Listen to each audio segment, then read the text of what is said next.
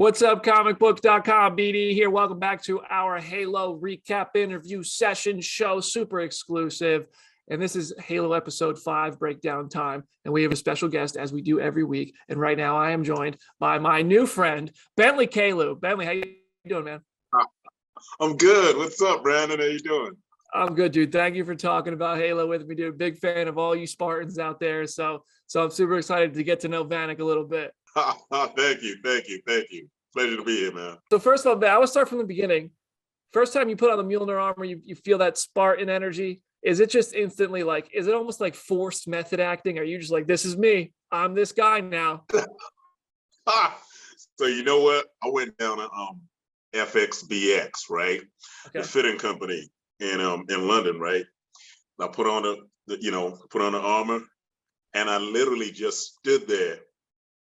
As I looked up, there was a mirror in front of me, you know? So I looked at the mirror, right? And I let out a big scream, and they didn't understand what was going on, you know? So I was almost like, yeah, you know? It just takes over you, man, you know? It literally takes over you. You don't have to try to get into character, you know? You're just there. You're already there, you know? That's incredible. I can't imagine. That must be just the coolest. Like, it's like cosplay to the highest level, but it's not like you are the character now. You're not cosplaying anymore. You are that. Absolutely. Yeah. Have you developed a weapon of choice yet? One that's the most fun to carry around or use in scenes? You know what's so funny?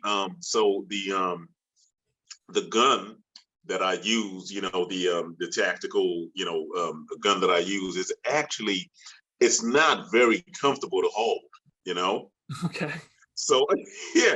So the funny thing is my favorite weapon is the handgun. That, you know, I get it out of my thigh and it's like magnetic. I just put it right back there and I get it out. I'll tell you one thing, the needler is actually pretty good too. Okay. So yeah, I don't want to give away any spoilers, but you know, in episodes to come, you guys, you know, you might see some interactions with a needler, you know. Dude, they look so. Somebody got blown up by a needler in this episode. A human did, and I was like, oh, Yeah. he's not going to be in episode 6. Oh man, were you Absolutely? Were you a Halo gamer at all before you got the part? Because I grew up playing Halo. I mean, I've been playing it for 20 years now. Yeah. You know, the funny thing was I was not a hardcore, you know, gamer fan of the game. I had played a bit of the game. And when I went in to meet, you know, Otto, and I sat down with him, I literally, based on what he gave me, you know, I read what he gave me, and I came up, he asked me what I thought about the character. And I told him what I thought, and he was like, I was spot on.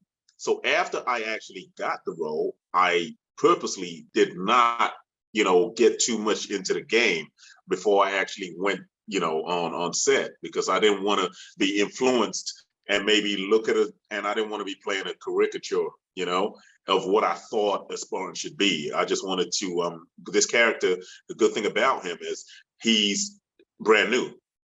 You know, he's not in the game, so it's not, you can't say, oh, Vanek does this or he moves like that, or, you know, he thinks, you know, I had to bring a fresh, started with a blank slate, so to speak, you know? Yeah, that's Yeah. fun, smart.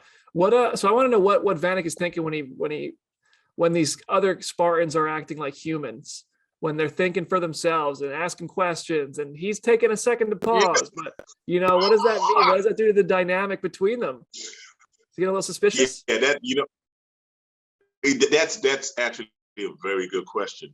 And first thing I will say is keep watching. Right? I will.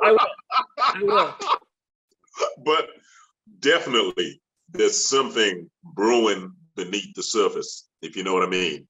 You know, because it's like, you know, we were kidnapped and raised as kids, and we trained together for all these years, and all of a sudden, you know, I'm looking at somebody that's, you know, after fighting the Covenants for over 20 years, you know, I'm looking at somebody acting kind of flaky, you know.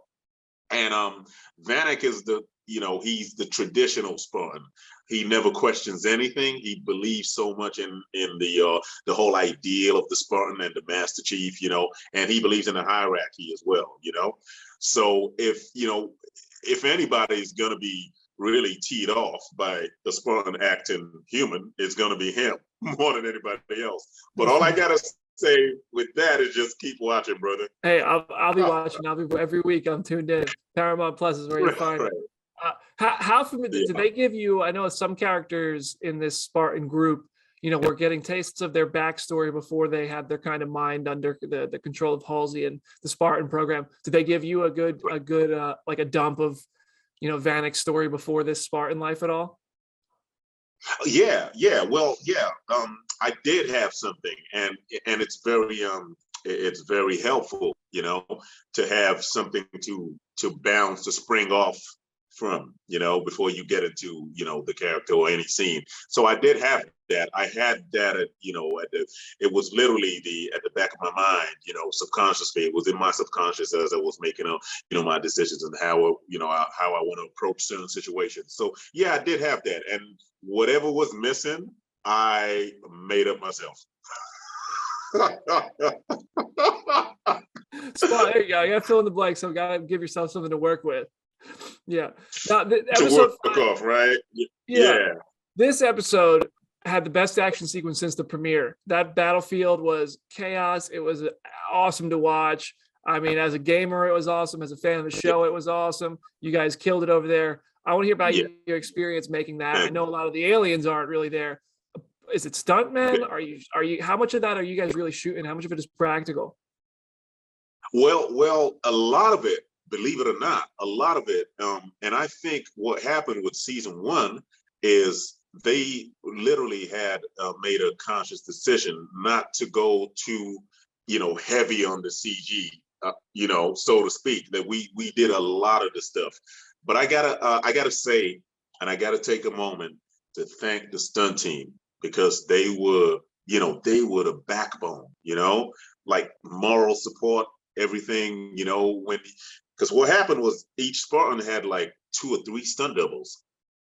And it would be a case where you would have a Spartan or a stunt double go on set and do a couple of scenes. And once you noticed him fading, you had to switch him with somebody else, because that suit, when I tell you, right, that suit was not playing games. That's what I've heard. I've heard that from others too. It's not too easy to move it. Yeah. That's funny. One of the coolest things in those battle sequences and in the show in general is the fact that they brought the warthogs to life. And oh yeah. I want to know, are those things actually functional? Like, can you actually drive one? Oh yeah. Absolutely. It's such a rush to get in the warthog, but the thing is, initially when you sat in it, there was not enough space between you and the steering wheel, so they had to readjust and make it more spacious, because you got the body armor on and you get in and it's like the steering is right there. But yeah, they made the adjustments, and those things were crazy. Just when you get in and it starts to move, and you got the armor on at the same time, it was insane. Yeah. Dude, that's awesome. Chief in that sequence chooses to go save Kai, which is against the mission, which is something a Spartan is not supposed to do. I know Vanek has thoughts about that. Yeah, absolutely. Again, I want to say, I really want to give you something, but I just gotta say, keep watching, right? Fair. So I'll end it with this. Episode 6, I hear, is a pretty big one, a pretty good one. And there's only a few episodes left. Is there any kind of tease you can give us about, what we might see here as the season nears its end, this debut season? What can you tease without giving too much away? You know what? Good luck. Okay, this is what I can say, right? I can say that. I can say the second half of this show all I can say is the second half, because we're just about halfway through, right? Mm-hmm. The second half of the show is phenomenal.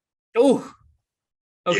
Yeah, I can say that, and I'm gonna say that without contradicting myself later on.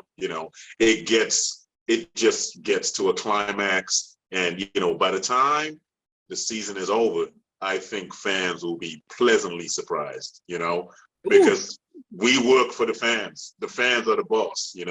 They let us know if we're doing good, if we're not doing good, what we need to work on. It all comes from the fans. But I honestly think the fans are going to be extremely satisfied by the time the season ends.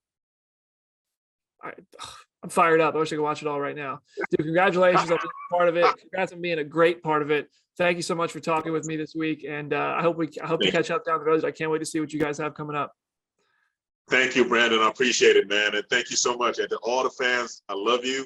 Thank you so much, man. We work for you guys.